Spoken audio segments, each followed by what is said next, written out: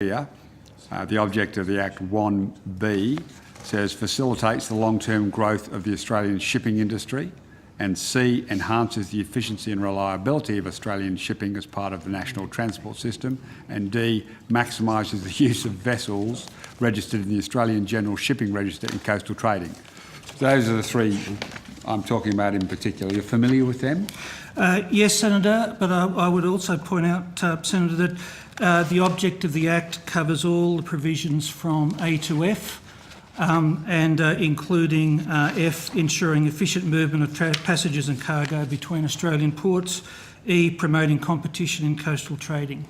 And so certainly when the delegate considers a temporary licence application, we look at all aspects of the objective. We'll come to that. You've led right into my next question. So what weighting is given to the loss of Australian maritime jobs in the coastal freight trade and the replacement of those jobs in coastal freight trade by foreign workers being paid at any rate their employer sees fit to pay, given the ILO minimum rate for seafarers is not enforceable in any jurisdiction? Senator, I would point out that in this case, and at the time the application was made, the applicant, what the applicant tells us is that they want to undertake these voyages using a temporary licensed ship. We check the notice if there are notices in response. We do not know what the general licence holder is planning to do with its licensed vessel. So how then do you make a judgment based on B, C and D if you don't know that they are taking the ship out of service on the run in question and replacing it with a foreign ship? How do you inform yourself of the efficiency and reliability of Australian shipping and maximising the use of vessels registered in the Australian General Shipping Register? So you just pretend you don't notice that another ship was on its way to replace that run? Is that? Did you not know that when you made your decision? We did not know. We did not know that, Senator. We are reliant when we're considering applications based on the legislation, the notice and response procedures, the opportunity that is given to third parties to provide comments in relation to particular applications. No, I'm talking about what you chose to know or not know, Mr. Sutton, as the delegate in this question, or if it was you, Zelke, Senator. Zelke. I am conscious that the process is actually in place to assist with that particular area. So that's why, under the process, all general licence holders are informed of all of those voyages and asked whether they would be able to take those goods. So, in effect, you've checked with industry in relation to whether they can carry those goods. And I'm sure, genuinely, Senator Williams would actually have an issue here. I mean, you've got a situation where the company says to you, we want a temporary licence for a foreign flagged vessel that will replace permanently the Australian flagged vessel and the Australian crew. That's not information that we receive. No, that's my point. You're choosing not to ask.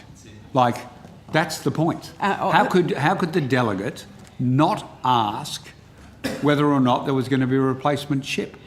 Senator, the legislation that we're currently making these judgments against is the legislation that came into effect in midway through 2012. So we're applying ourselves to that rules.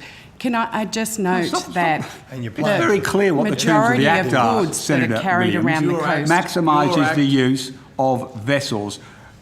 Whether the delegate chose to make a phone call to find out whether or not replacing an Australian vessel that's registered with an Australian crew with an overseas vessel, which it clearly was identified as, with an overseas crew, maximises the use of vessels. I would have thought it's information that is absolutely germane to you making a decision. That's why the rest of the industry was advised of the fact that there was going to be a change and the opportunity for them to say, we can do it, or to lodge an objection. I mean, if you want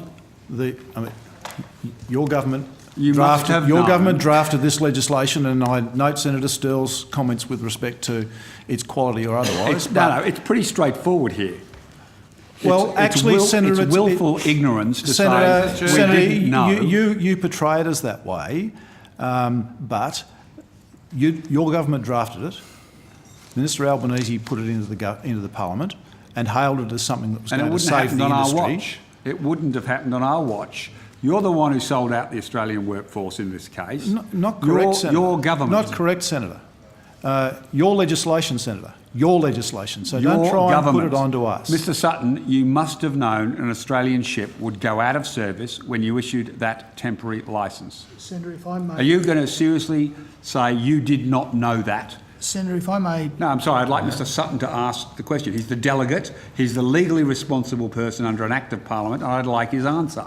I don't want dissembling from you, Mr Murdoch. Mr Sutton, as the decision maker in this instance, are you seriously telling this committee that you didn't know that the Australian ship would go out of service when you issued a temporary licence to a foreign flagged vessel? Senator, the entire Act rests on commercial... the government regulates. It relies on commercial decision-making by shipping operators. In administering the Act, we do not attempt to judge what a shipping operator will do.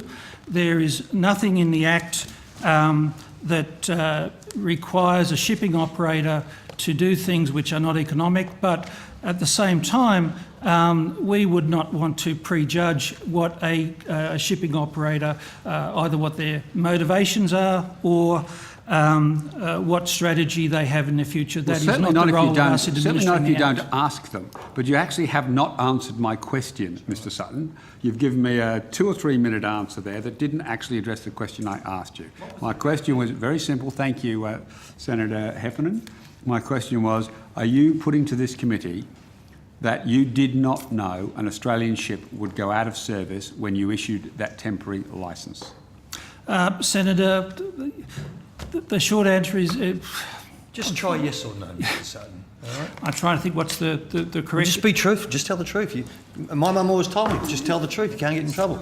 There we go. Senator, I did not know it was going to go out of service, and may I add that a key factor in that was not just the absence of notices in response, it was the absence of comments from either shipping associations or the maritime unions in relation to the temporary licence application. So you don't believe you have to inform yourself about Section 1D? You don't need to draw a conclusion about maximising the use of vessels registered in the Australian General Shipping Register? That's the purpose of asking industry, Senator, if they can carry the goods. Well, how would the industry know whether or not what a commercial decision of one of its competitors is about? Senator, can I... How could they know to tell you what the plans of Alcoa were? Can I come in here, Senator, and just...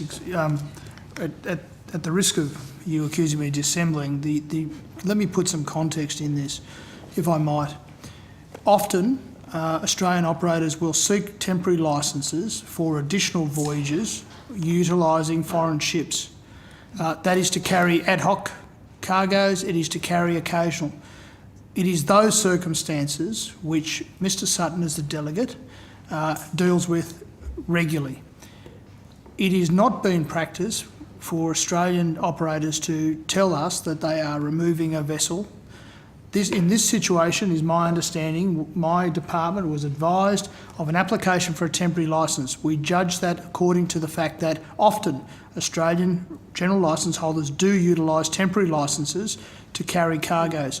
That's the base on which my officers as delegates dealt with this matter. So you're asking, if I may, Senator, with due respect, you're asking whether my officers have wilfully neglected to deal with this. I said wilfully ignorant was the word. Willfully ignorant. Well, what I would say to you is that my officers, in my opinion, have dealt with this as they do other temporary licence applications from general licence holders. If the operator of this company subsequently or at the time of that had the decision to remove the vessel, or subsequently took a decision to remove the vessel, that does not invalidate the fact that my department has acted in accordance with the Act. No, if it chooses not to ask the question,